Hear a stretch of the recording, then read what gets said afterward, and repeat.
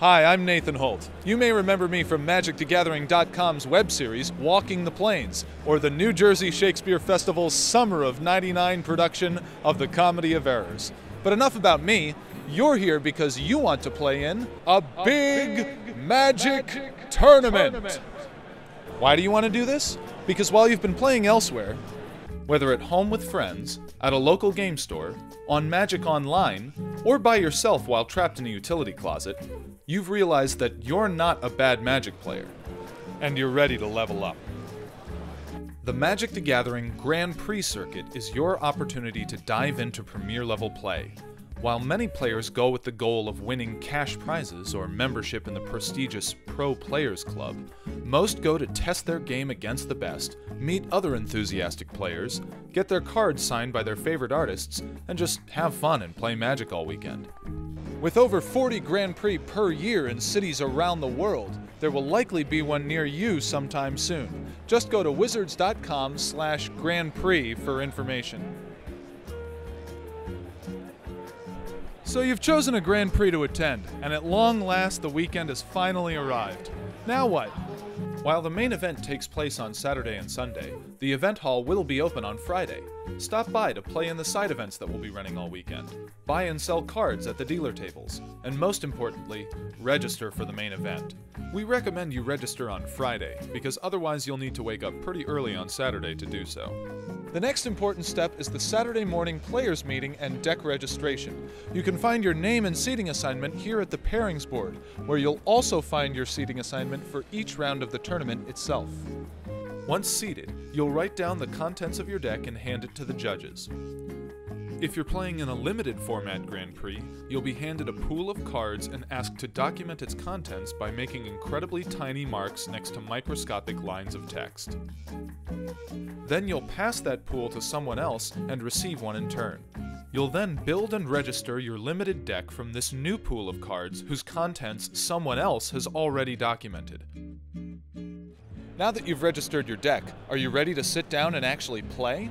The following is a list of rules and regulations you'll need to memorize before playing in any tournament. Just kidding. You don't need to be a rules expert to play in a Grand Prix and have a great time. And there's a simple fix for tackling any situation you're unfamiliar with. Ask a judge. The judges are knowledgeable and friendly professionals who can help you with whatever you need. Not sure how certain cards work in the game you're playing? Ask a judge. Have a misunderstanding with your opponent and need a ruling? Ask a judge.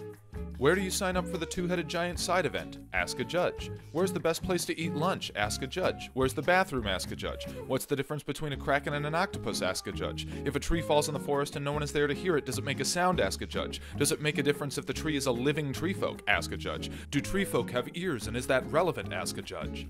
While judges and event staff can answer all your questions, there's still a few things we recommend you keep in mind when preparing to play in a tournament. While games at home are often laid back and relaxed. Okay, so you take 3, and I'll pass a turn to you. Oh, I forgot to attack with this guy. Can we go back? There are no takesies-backsies in a Grand Prix. And while you may play at a leisurely pace at your kitchen table,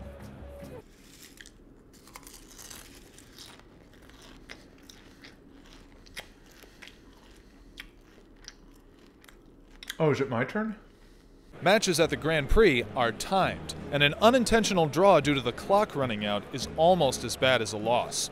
And while you don't have to make every play at lightning speed, both you and your opponent should be playing at such a pace that the match can be completed on time. In general, you should make an effort to communicate clearly with your opponent, and don't forget to announce the triggered abilities of permanents you control. I'll attack with my Knight of Infamy, and it gets +1/+1. Because it has Exalted. Other more obvious tips include, don't leave your belongings unattended. Provide yourself with sleep and sustenance so you don't pass out. If you want to drop out of the main event, that's okay. There are plenty of side events to sign up for, or just enjoy watching the pros play. All in all, you're here to have fun, and as long as you remember that, you're bound to have an experience you'll never forget.